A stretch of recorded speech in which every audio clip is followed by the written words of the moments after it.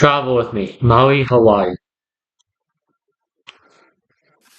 Hi, this is Ethan again, and welcome back to Travel with me. After the Oahu Island, we hopped on an inter-island airplane and landed in Maui.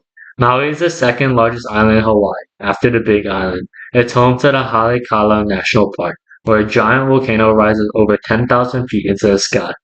Maui is different from Oahu Island. Instead of a big city, Maui is full of wild places, from the volcano of Haleakala to quiet beaches. We arrived at the entrance of Haleakala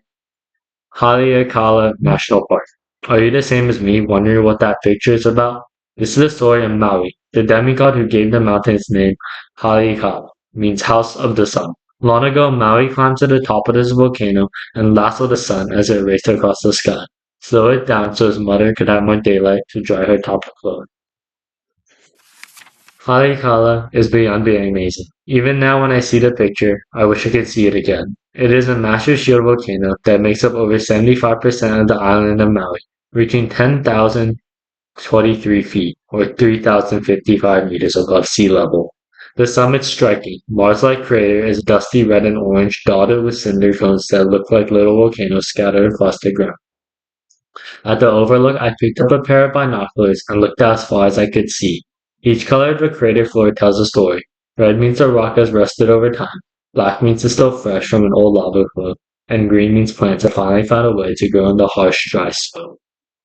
I also found another interesting picture that my parents took.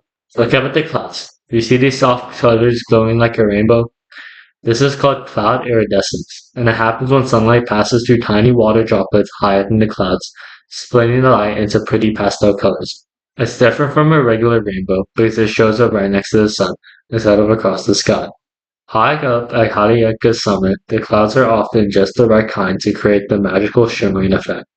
At the top of Haleakala, we walked through a landscape made of hardened lava.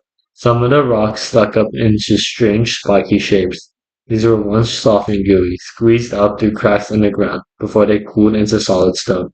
Over thousands of years, wind and rain turned the rock a rusty red color, the same way an old nail rusts when it sits outside too long. In science, this is called oxidized iron minerals, and it's what gives rocks its reddish brown color. Sticking out of the ridge was a thin, jagged spire of rock. Sharp like a shark's tooth, this is called a volcanic dike. It is formed when melted rock pushed up through a narrow crack and hardened there. Over time, the softer ash and cinder around it wore away into the wind and rain. But the dike was too hard, so it rose and now it stands alone. Below it, the slope was streaked with different shades of gray, black, and brown, carved by rain running straight down the mountainside over thousands of years. Right by the road, we spotted a strange spiky plant taller than me. It looked like something from another planet. This is called a silver sword, and it only grows here in Honolulu's rocky slopes, nowhere else in the world.